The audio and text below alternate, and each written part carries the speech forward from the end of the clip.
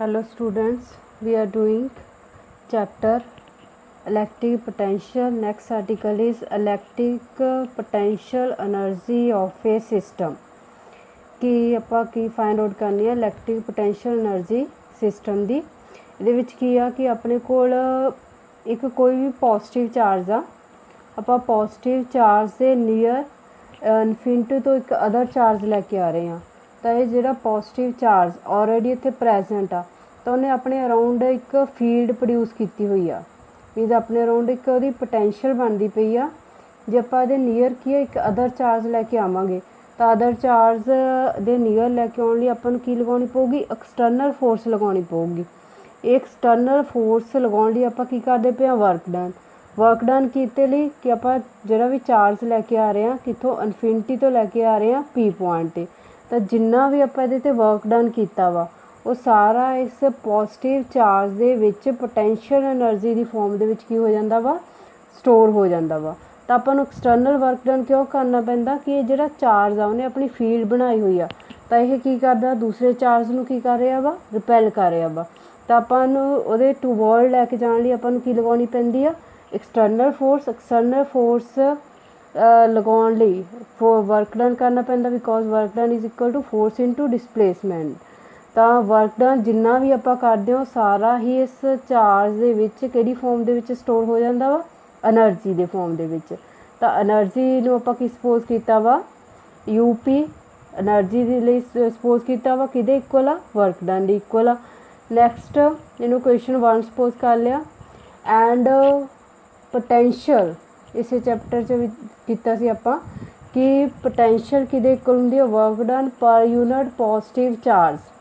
ਤਾਂ ਇਸ ਆਰਟੀਕਲ ਦੇ ਵਿੱਚ ਕੀ ਆ ਗਿਆ ਆਪਣੇ ਕੋਲ, ਪੋਟੈਂਸ਼ੀਅਲ ਕੀ ਸਪੋਜ਼ ਕੀਤੀ ਆਪਾਂ, ਬੀਪੀ ਕਿਹਦੇ ਇਕੁਅਲ ਆ ਗਿਆ, ਵਰਕ ਡਨ ਕਿੱਥੋਂ ਤੋਂ ਕਿੱਥੇ ਤੱਕ, ਇਨਫਿਨਿਟੀ ਤੋਂ ਪੀ। ਤਾਂ ਕਿਹੜੇ ਚਾਰਜ ਨੂੰ ਆਪਾਂ ਉਹਦੇ ਟੂਵਰਡ ਲੈ ਕੇ ਆ ਰਹੇ ਹਾਂ, ਕਿਊ ਚਾਰਜ ਨੂੰ।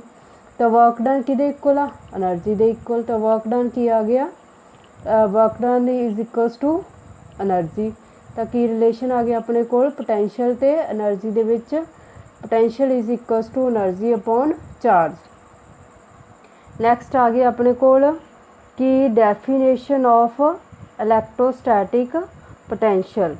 ਕਿ ਇਲੈਕਟ੍ਰੋਸਟੈਟਿਕ ਪੋਟੈਂਸ਼ੀਅਲ ਆਪਣੇ ਕੋਲ ਕੀ ਆ ਜੂਗੀ ਸਿਸਟਮ ਦੇ ਲਈ ਇਹਦੇ ਵਿੱਚ। Next definition electrostatic potential energy of a system.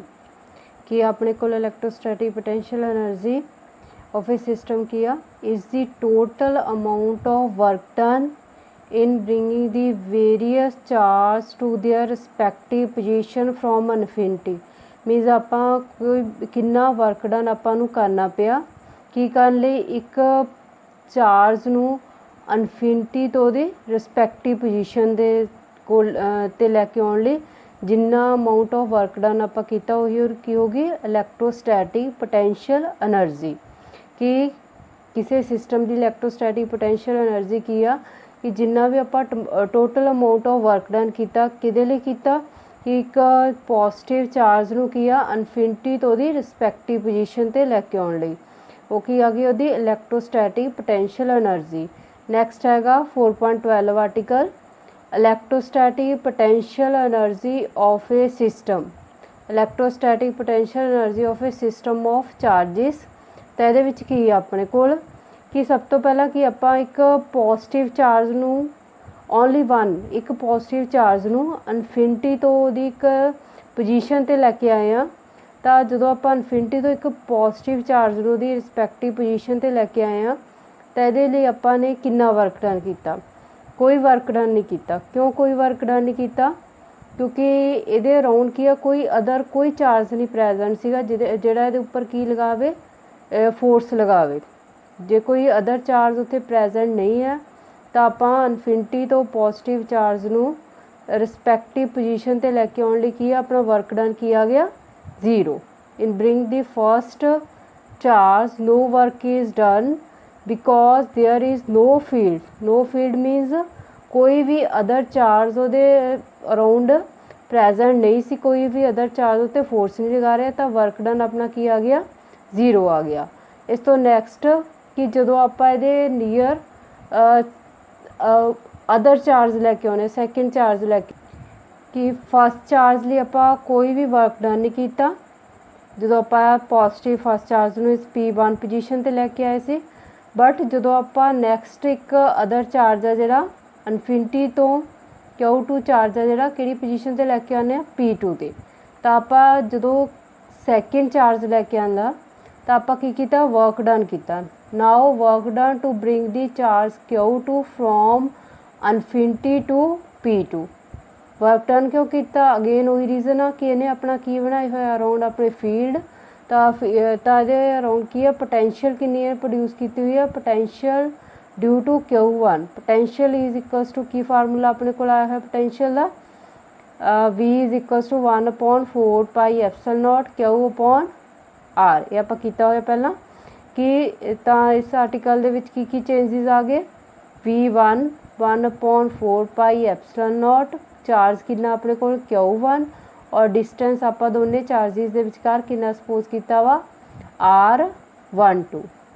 तो पोटेंशियल दा नैक्सट फार्मूला एक होंगे अपने को potential is equals to work done per unit positive test charge.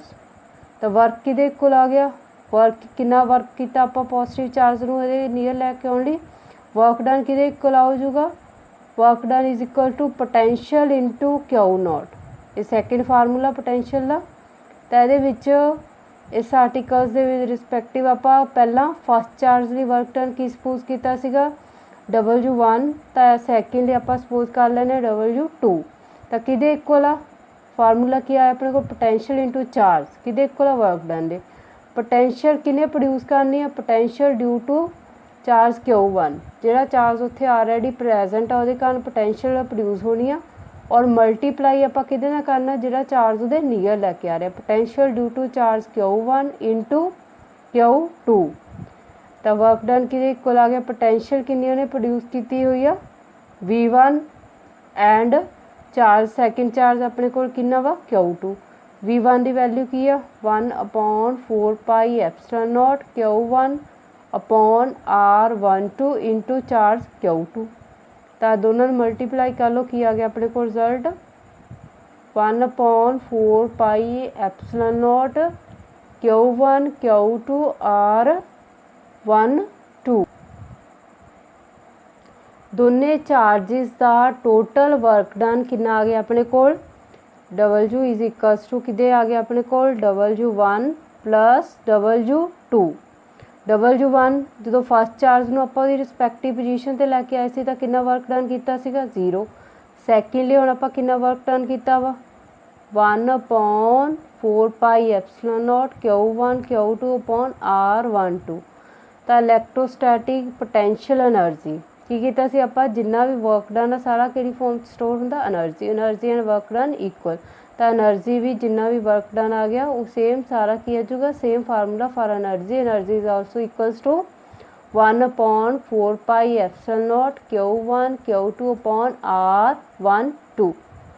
Next for a system of n point charge अब 1 पॉइंट चार्ज ले भी कर लिया 2 ले भी कर लिया जो अपने को नंबर ऑफ चार्जिज आन तो अपने को कितना वर्क डन होगा ये कितनी एनर्जी प्रोड्यूस होगी electrostatic potential it is equals to the total amount of work done in assembling all the charges at the given position from infinity. Means potential energy जिन्ने भी n चार्जिज आ उन्होंने किदे equal होगी कि जिन्ना आप total amount of work done किया की करने असैंबल करने सारे चार्जिज नूं उन्होंने रिस्पैक्टिव पोजीशन ते कित्थों तो फ्रॉम इनफिनिटी।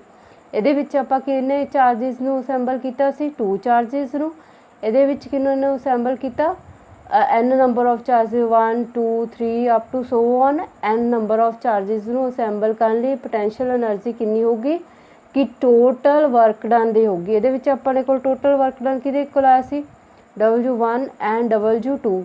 जे 3 चार्ज ये एक होर चार्ज ऐड कर लिया आप तो वर्क डन की जो W3 4 चार्ज ऐड कर लिया तो W4 कि जिन्ना भी टोटल वर्क डन आप किया वा असैंबल करने सारे चार्जिज नूं उन्हां दे गिवन पोजीशन ते फ्रॉम इनफिनिटी वो की होगी अपने को electrostatic potential energy for n point charges.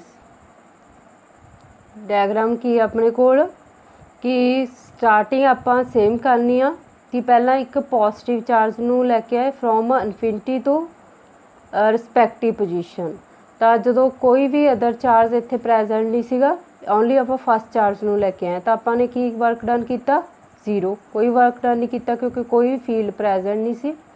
उस तो बाद जो सैकेंड चार्ज नूं लैके आए आ इनफिनिटी तो इत्थे तक, तो आप हुणे आर्टिकल करके हटे हैं तो कितना वर्क डन अपने को आया सीगा W2 is equal to 1/4 pi epsilon not Q1 Q2 upon R12।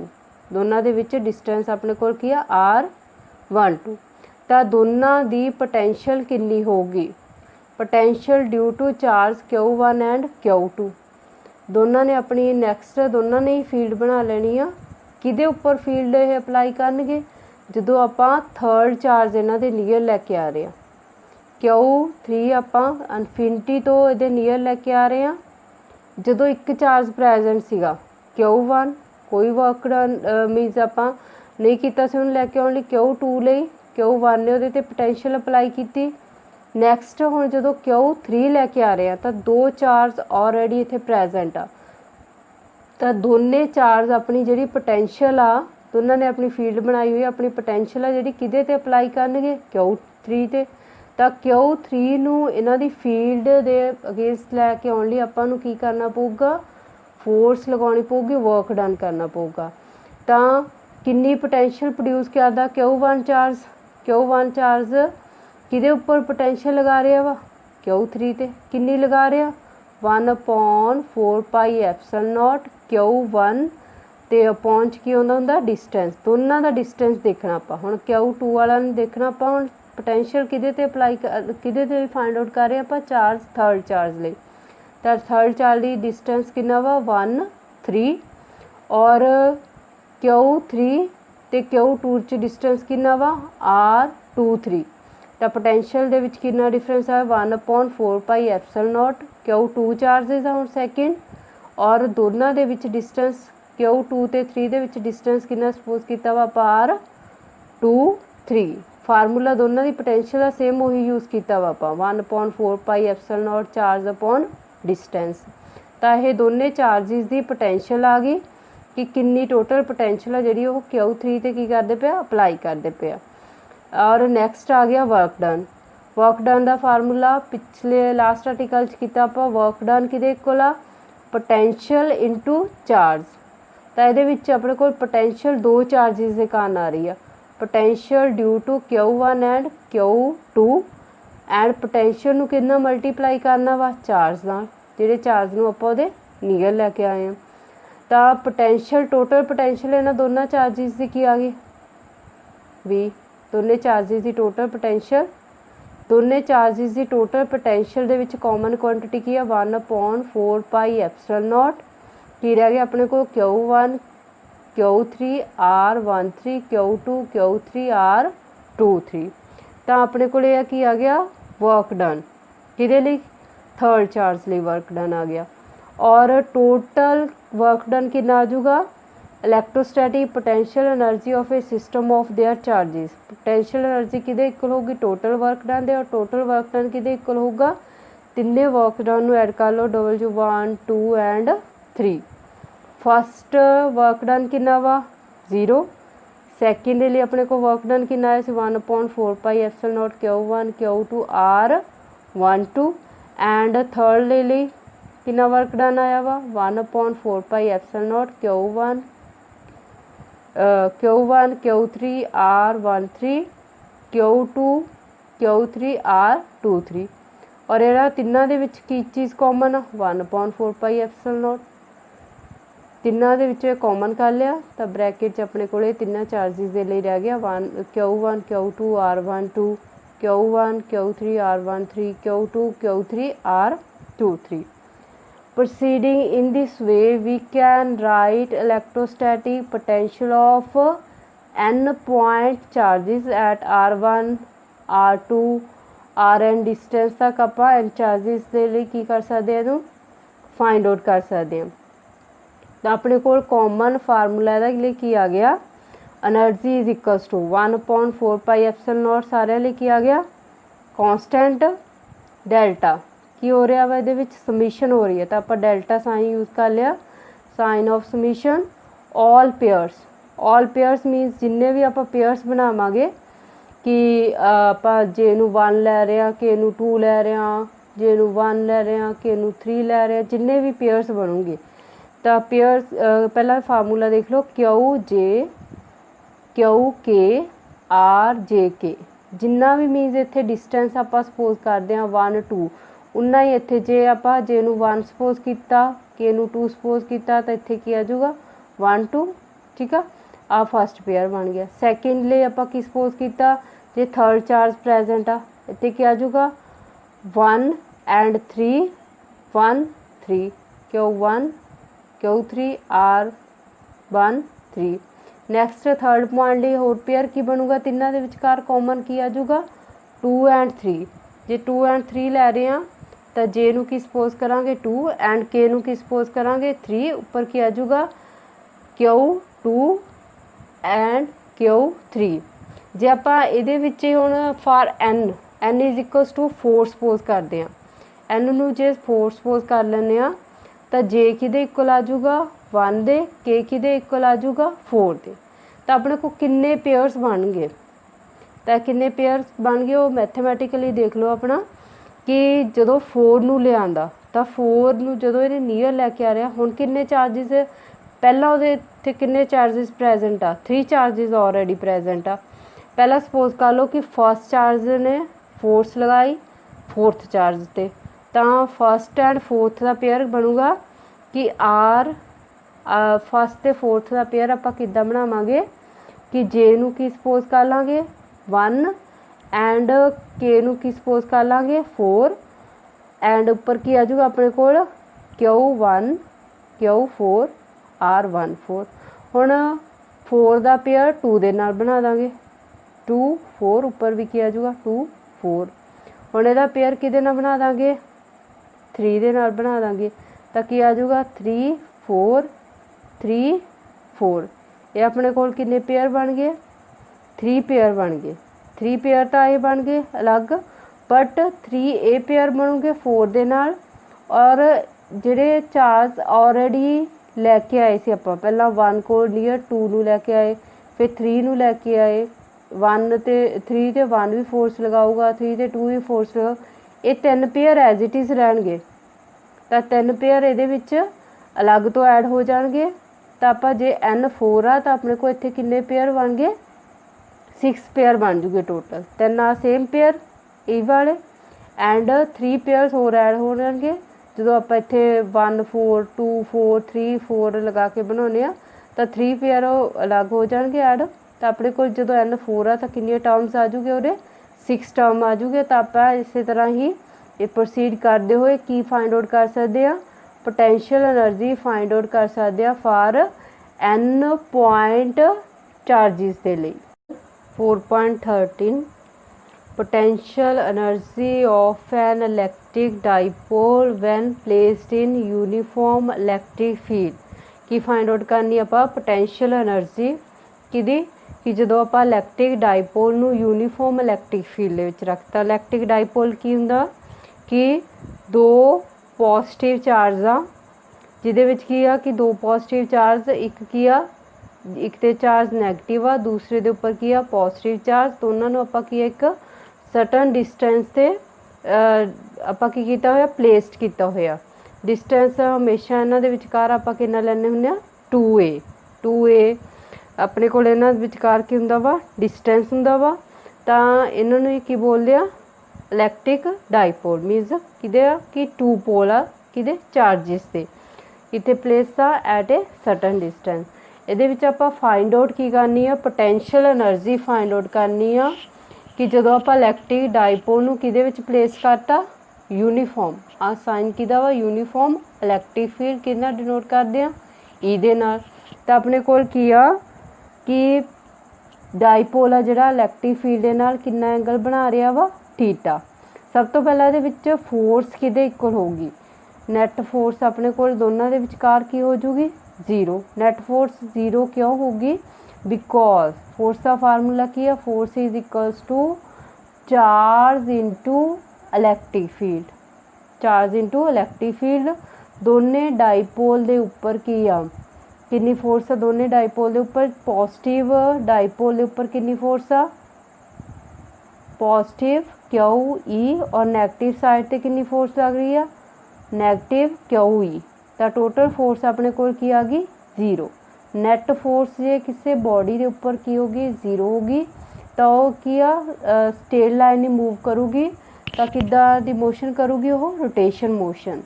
तो रोटेशन मोशन के केस दे विच अपने कोल की हुंदा वा torque, torque second torque is equals to P into E, P into E, P dipole momentum and E electric field. ये आपां कीता आर्टिकल आ पूरा रिजल्ट पूरा कीता वा किहड़े चैप्टर दे विच, सैकेंड चैप्टर दे विच लास्ट आर्टिकल आ, उत्थे अपने कोल की आया वा result torque is equals to P into E. Article दा नेम हैगा अपने कोल electric dipole in a uniform electric field. जो भी अपने को दो क्वांटिटीज़ आ उन्हां दे विचकार की आ क्रॉस प्रोडक्ट आ, तो क्रॉस प्रोडक्ट नूं रिमूव करने लई हमेशा आपां किहड़ा एंगल यूज़ करते हैं साइन थीटा, डॉट लई कॉस थीटा। तो torque is equals to tau is equals to P E sine theta, take it equation 1। जो आपां नूं रोटेट किया, रोटेट करन दे नाल की आ, रोटेट करन दे नाल इहदे विच की आ कि एंगल किन्ने एंगल ते इहनूं रोटेट करता आपां डी थीटा, स्मॉल एंगल ते रोटेट करता। जे स्मॉल एंगल ते रोटेट करन लई आपां की कीता वा small work done D W, तां इहदे विच किन्नी डिसप्लेसमेंट होई आ work done is equals to force into displacement. जो भी बॉडी रोटेशन मोशन दे विच मूव करदी है तो फोर्स आपां की लैंदे हुंदे आ torque, tau, tau into D theta, D theta उन्हें किन्नी कीती आ डिसप्लेसमेंट, एंगुलर डिसप्लेसमेंट।